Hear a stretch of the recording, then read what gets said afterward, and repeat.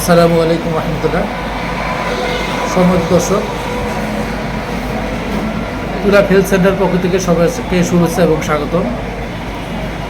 সম্মানিত দর্শক, আজকে আমাদের এই হিজামা সেন্টারে উপস্থিত হয়েছেন বাংলাদেশ মানবাধিকার সংস্থার সিনিয়র ভাইস চেয়ারম্যান জনাব হাফিজুর রহমান কমল ভাই, যিনি মানবতার কল্যাণে সর্বদা কাজ করে থাকেন।